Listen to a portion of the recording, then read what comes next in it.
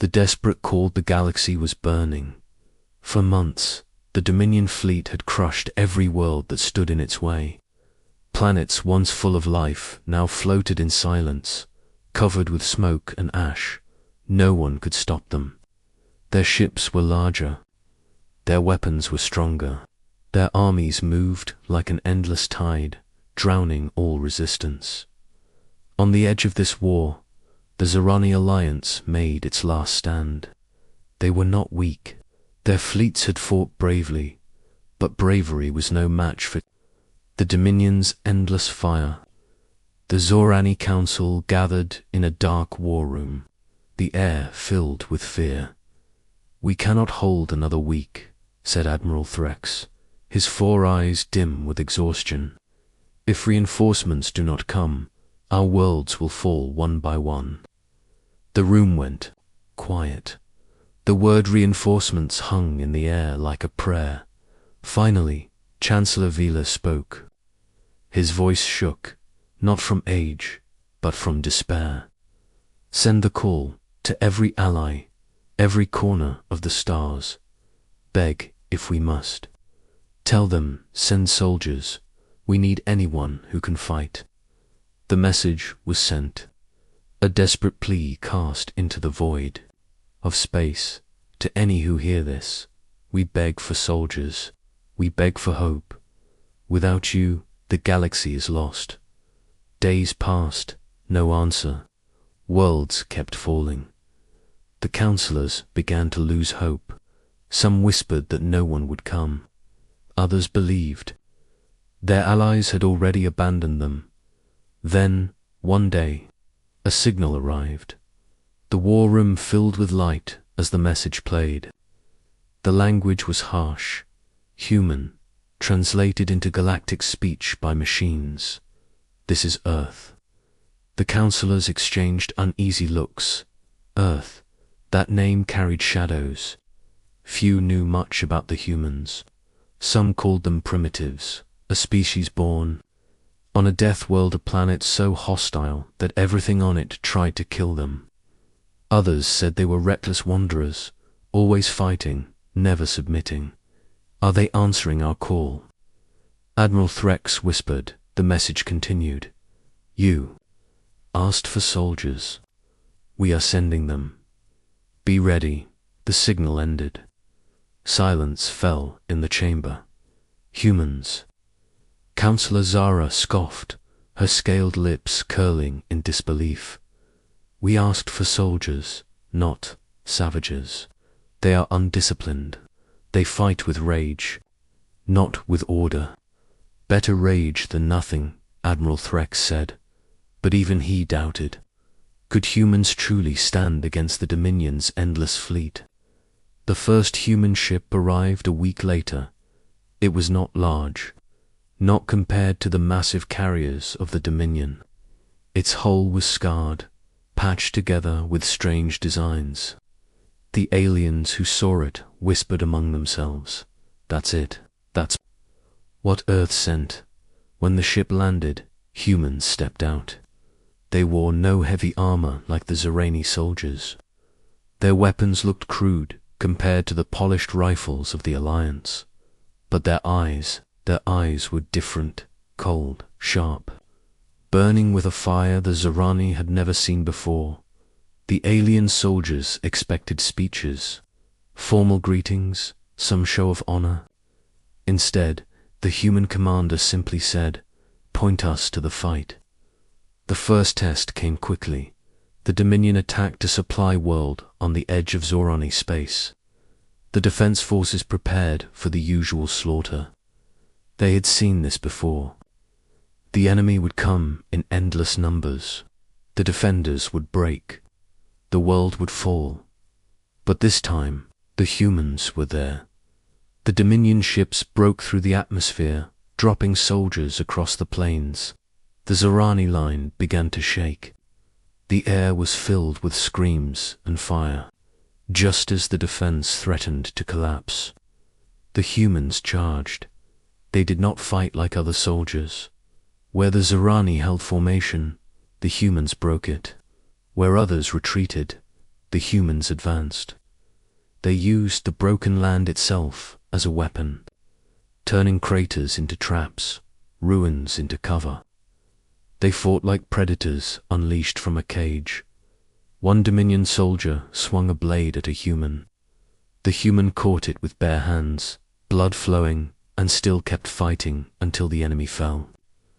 Another human, outnumbered 5-1, laughed as he fought, as if death itself was a game. The Zerani soldiers watched in disbelief. These were not normal fighters. They were relentless, unstoppable, almost joyful in the chaos of war. For the first time in months, the Dominion was forced to retreat. In the aftermath, silence hung over the battlefield. The ground was littered with wreckage and blood. Zorani soldiers stared at the humans, unsure whether to cheer or to fear them. Admiral Threx walked among the human warriors. He stopped before their commander. You fight differently. No fear. No hesitation.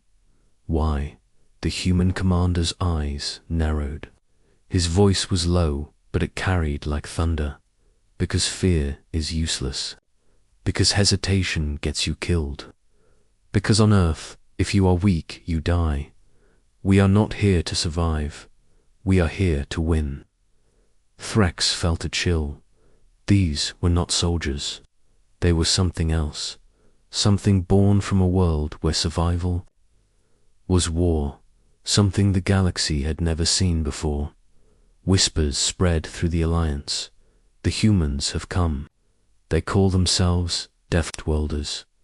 Are they saviors or monsters? But one thing was clear. The desperate call had been answered, and the galaxy would never be the same. Asterisk, the arrival of deathworldish enemy, believed the first human landing was a trick. The Dominion generals laughed in their command ships. A handful of primitives. They cannot change the war. They expected the humans to be crushed quickly, just like every other force that had tried to stop them. But they were wrong. The humans did not stop at one victory. They kept moving, like a storm that refused to fade. Wherever they went, the tide of battle shifted. The Zorani soldiers began to notice strange things about their new allies. Humans could fight in places no other species could survive. On one ruined world, the Dominion had poisoned the air with burning gas. The Zorani soldiers needed masks and heavy suits. Even then, they could only fight for a few hours before their lungs burned. But the humans, they tore cloth from destroyed tents, wrapped their mouths, and marched forward as if nothing had changed. Smoke stung their eyes, blood dripped from their skin, yet still they pushed on. They are mad, whispered a Zorani medic. No, another soldier replied. They are death. The second test came on the frozen planet of Velrith. The Dominion landed Walker's towering machines with cannons that burned through steel. The Zorani lines broke instantly. No soldier wanted to stand in the open against such weapons, but the humans did not hide. They moved through the storm, snow freezing against their skin, rifles clutched tight. Instead of facing the walkers directly, they climbed onto them, clawing up the legs with knives and explosives. One by one, the massive machines fell, burning against the ice. The Zorani soldiers stared in shock. They climbed the enemy like hunters climbing prey. Word of the humans spread fast.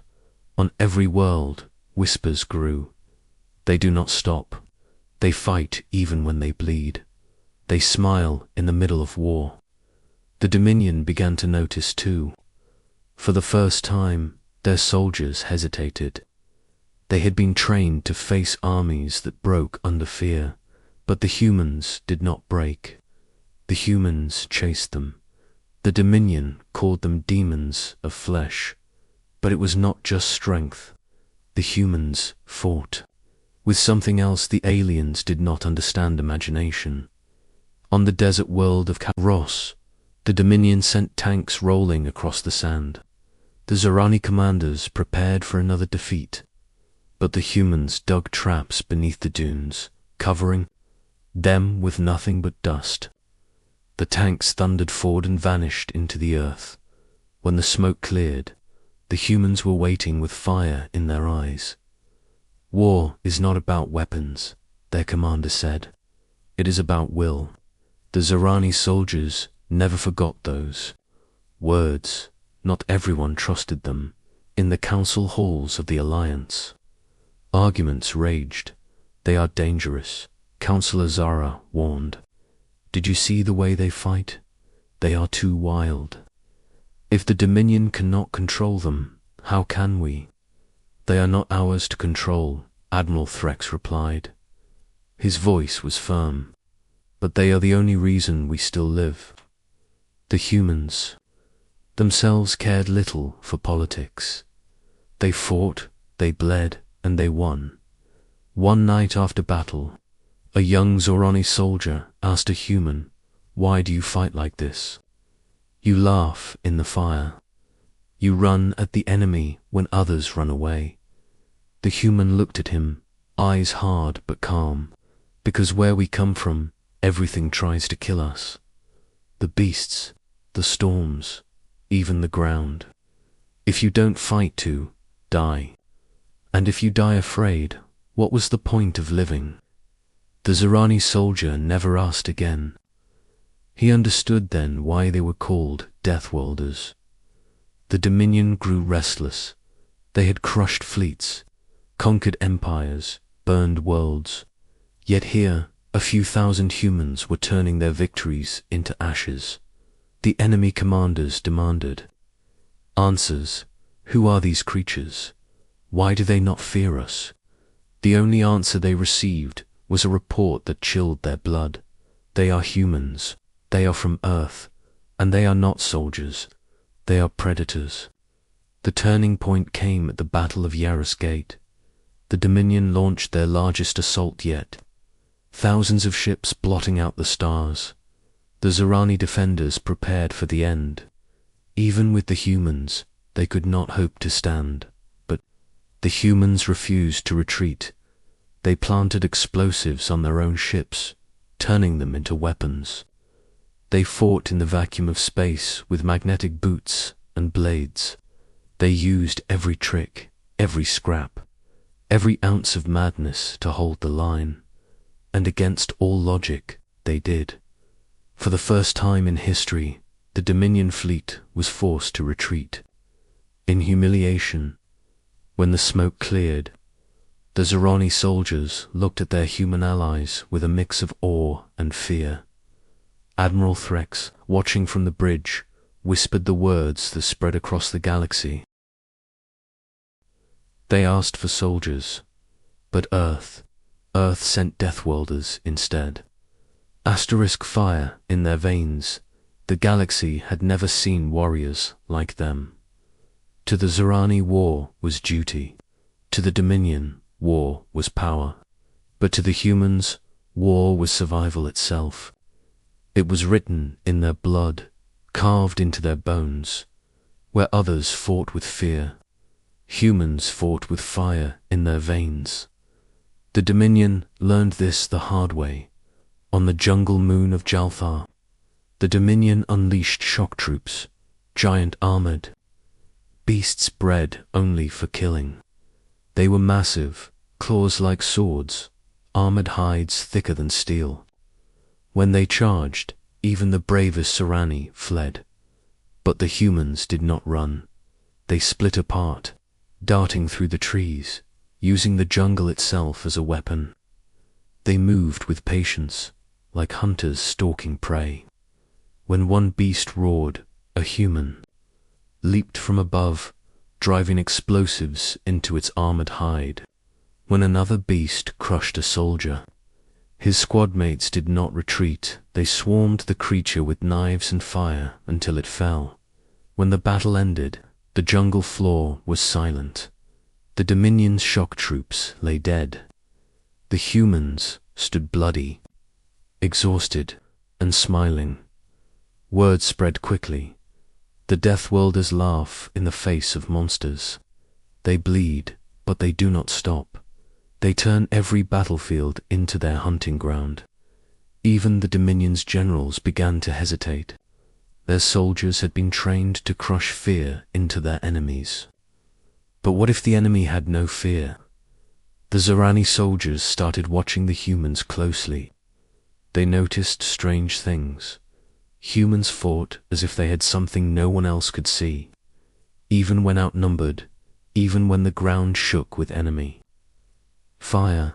They looked at each other and kept going.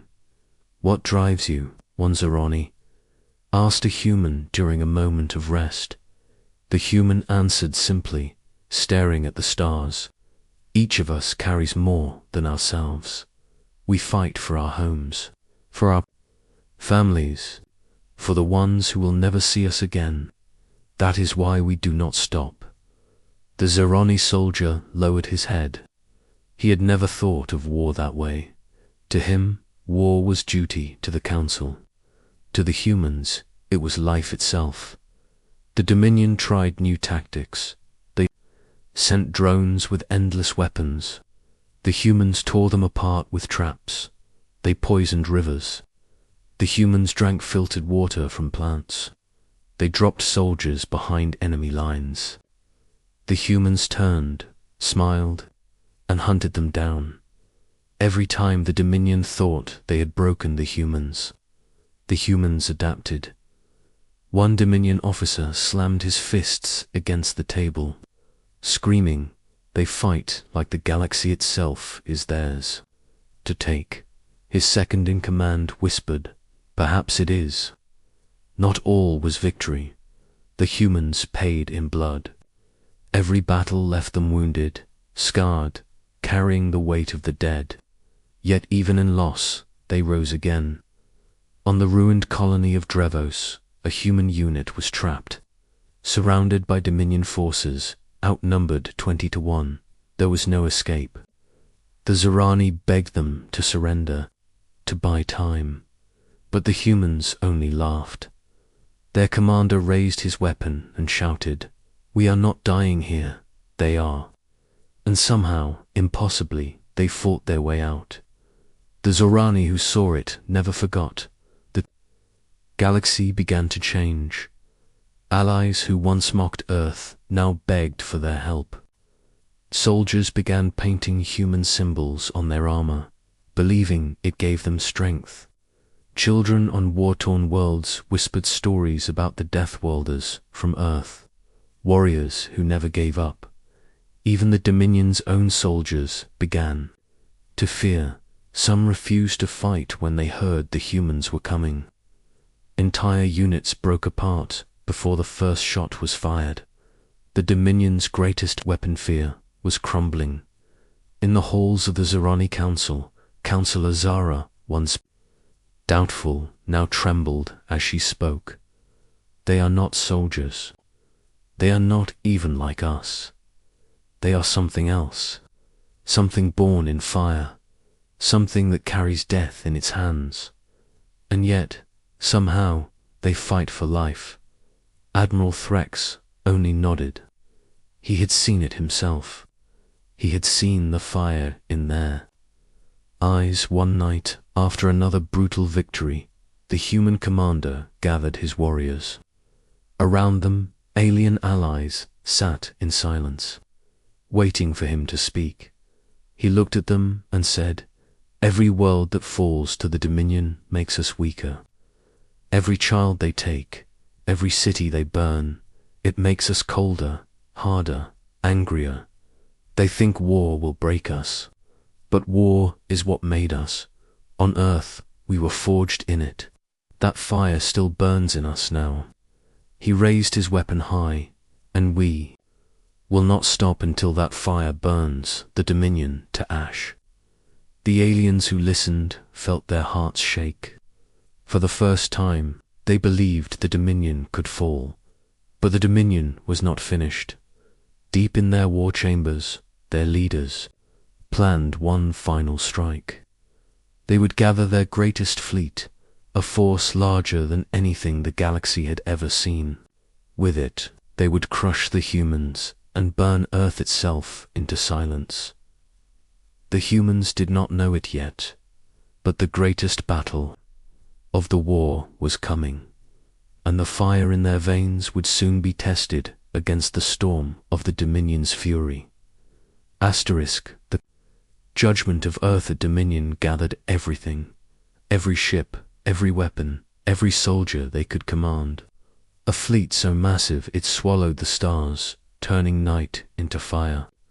Their plan was simple: crush Earth, erase the deathworlders, and end the war in one final strike. The galaxy held its breath. Allies prayed. Enemies watched with hungry eyes. Everyone knew if Earth fell, the Dominion would own the stars forever. But Earth was ready. For years, humanity had been holding back.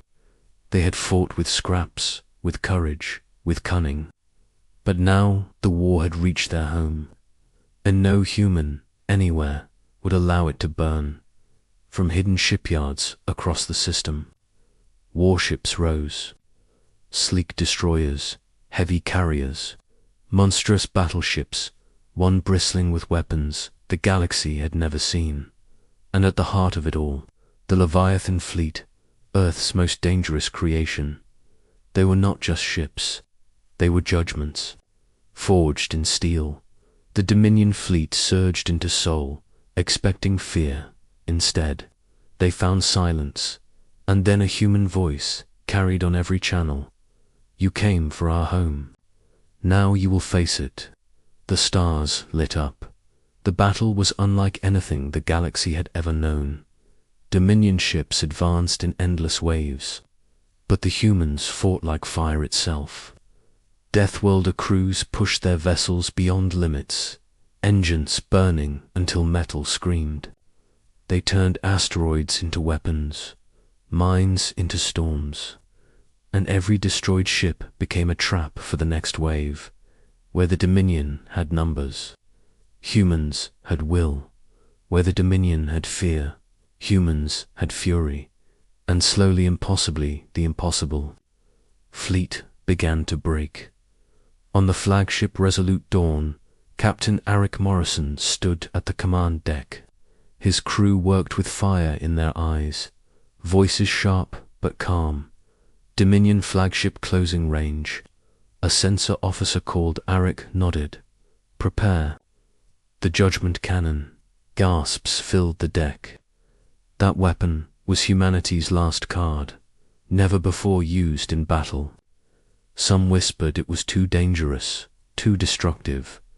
But this was Earth's final stand. Fire. The stars tore apart. A beam of pure fury cut through space, splitting the Dominion flagship in half. The shockwave rippled across the battlefield, shaking every ship in sight. The galaxy watching from afar would never forget that moment. But the Dominion still pushed on. Their endless ships poured forward, desperate to bury Earth in fire. The battle raged for hours, then days. No side could retreat. No side could stop. Humans fought in space. They fought on the moons. They fought on Earth itself. Cities turned into fortresses, streets into traps. Every man, woman, and child who could fight took up arms. Even when ships fell, even when armies broke, the humans refused to surrender. It was not just a war anymore, it was judgment. The Dominion commanders screamed in desperation. These creatures are not soldiers, they are a plague. But their soldiers no longer listened. Entire Dominion units fled, throwing down weapons rather than face the Deathworlders. Some even surrendered to Earth's forces, begging for mercy. The tide had turned. Humanity was no longer fighting for survival. They were delivering vengeance. On the third day, the Dominion's last fleet broke. The humans chased them, burning their warships one by one until only wreckage remained. For the first time in history, The Dominion was not feared, they were broken. The war was over, silence filled the galaxy, and then came the message, a broadcast from Earth, carried across every world, every station, every ship. Captain Eric Morrison himself spoke the words, "We are humanity, we are deathworlders. You begged for soldiers, you begged for hope, and we came. This is our judgment. Never again will tyranny rule these stars." The galaxy listened in awe. For the first time, they believed it. The Dominion was not eternal. Their empire had ended, burned away in the fire of Earth's fury. In the days that followed, something strange happened. Species who had once mocked humans now sent envoys to Earth, begging for alliances. Soldiers painted human flags on their armor, whispering the name Deathworlder with pride. Even children on distant colonies began to dream of being like them. The galaxy had a new legend, and at its heart was Earth, but for the humans. It was never about glory. As the wreckage of battle drifted across Sol, Captain Morrison stood at his ship's window, watching Earth turn below. His crew gathered in silence. "We won," one whispered. "No," Morrison said softly. "We survived, and now we build." That was the truth of humanity. They were not conquerors. They were not destroyers. They were survivors, burning, unbroken. And unafraid, the galaxy would never forget. For when they had begged for reinforcements, Earth had answered, not with soldiers, not with armies, but with deathworlders.